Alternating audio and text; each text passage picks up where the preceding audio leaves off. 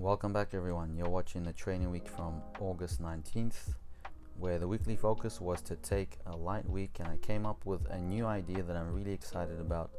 I think it's going to really help me to make my training weeks more exciting and probably more productive as well.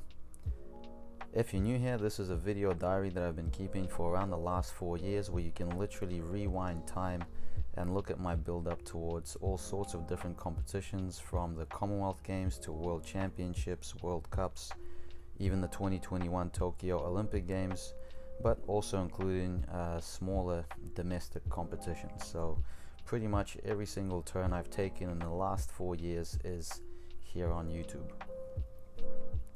So let's talk about this new idea.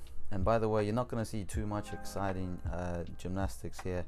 Maybe on Saturday there was a couple of gaylords that I caught that were quite nice, but if you're after the big tricks, you know, you can go ahead and skip to the end, because there's not going to be too many skills until Saturday.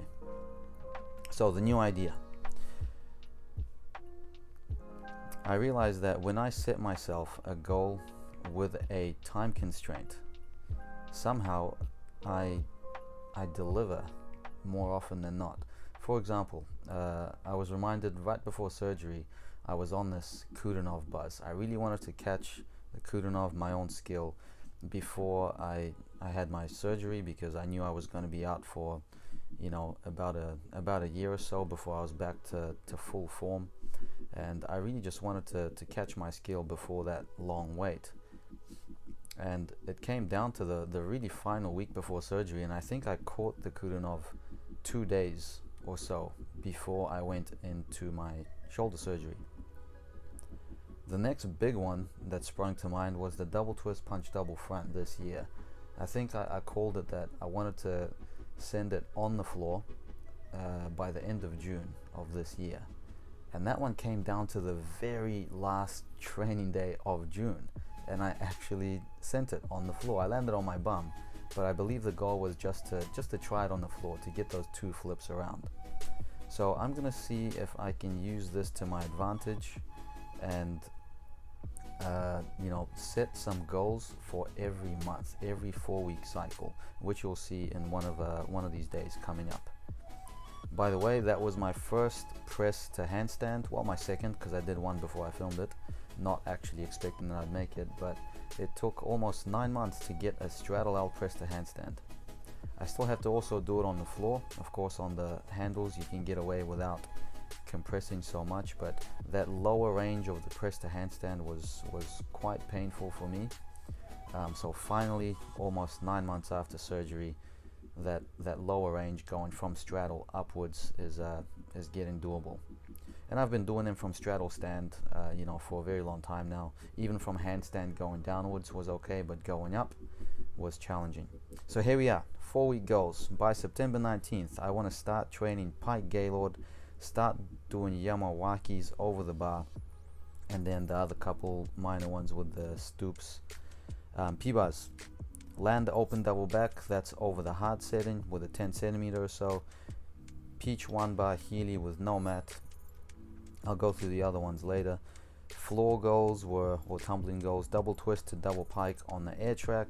I want to start doing double twists on the floor again, and try that double back pike on the floor with a 10 centimeter. 10 circles on the single pommel and pommel horse, as we see my first check up high. So kind of like that. I'm going to set some goals. I've got a time by September 17th, and let's see how many of those I can check off in this next 4-week cycle.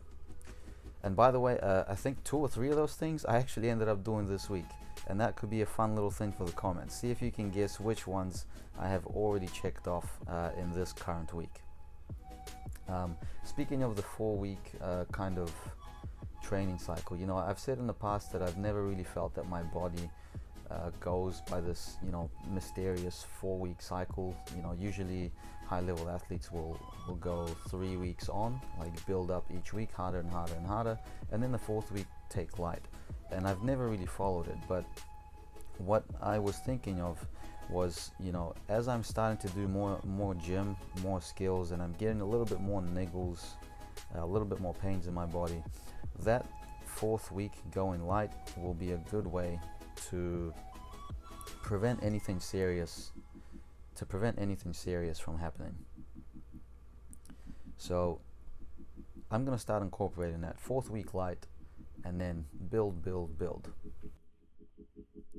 Now for world clips of the week this week, Edouard messaged in one of the last weeks asking about some of the different variations of volt blocking. I guess I used to talk a bit about my, when I was trying to do that handspring front layout half, which was always a bit pikey. I was trying some different volt techniques. So world clips of the week this week, we're going to take some of the best volters on the planet.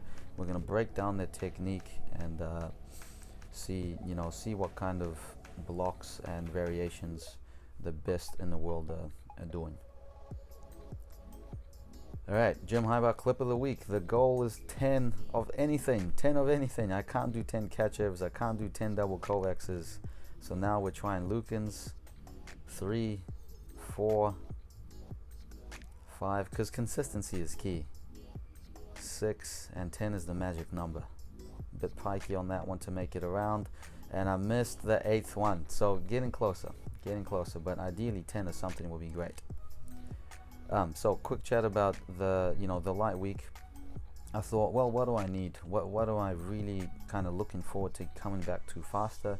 And that's going to be back giants. So I did a few different exercises to kind of maximize my recovery in my surgery shoulder through that back giant range.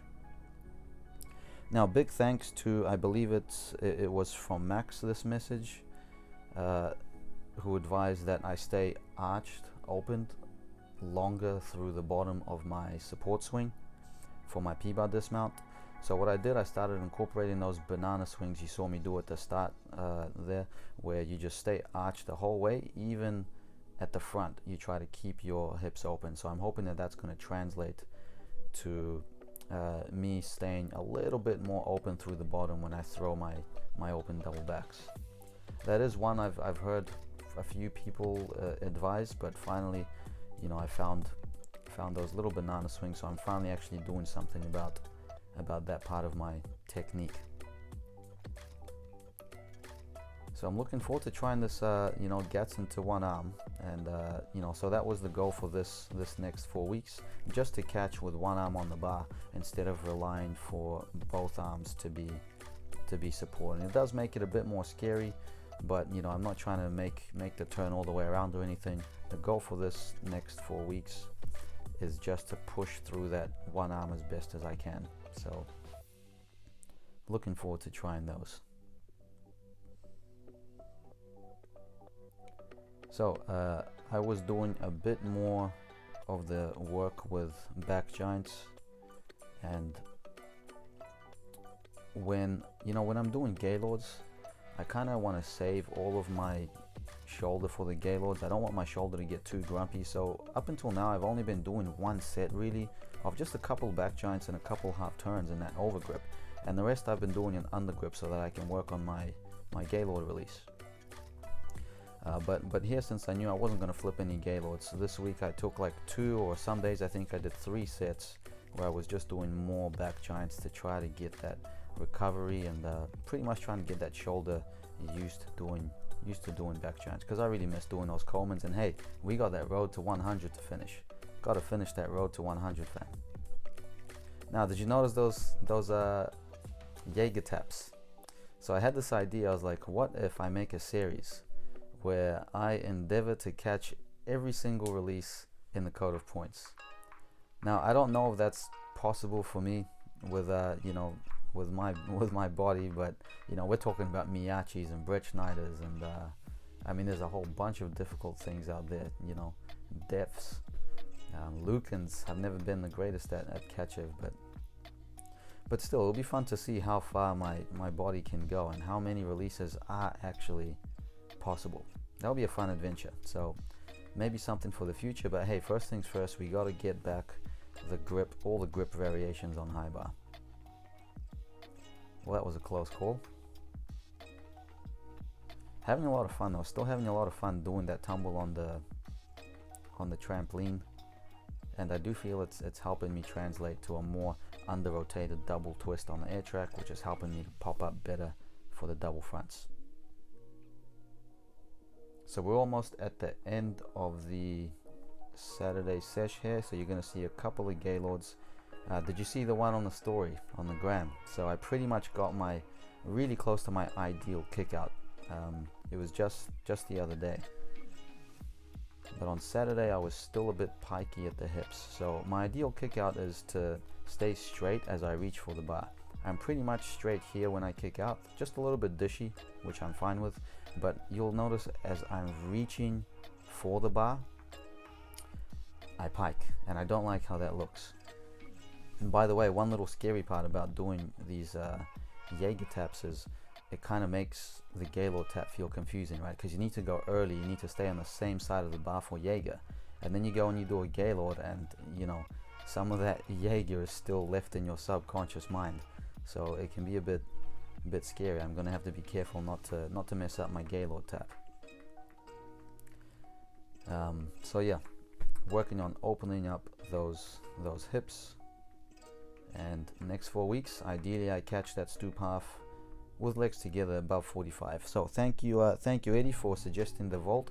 So here we go, fam. We're gonna start with Marian Dragulescu, the OG of the Dragulescu, and his block is gonna surprise you. Let me explain.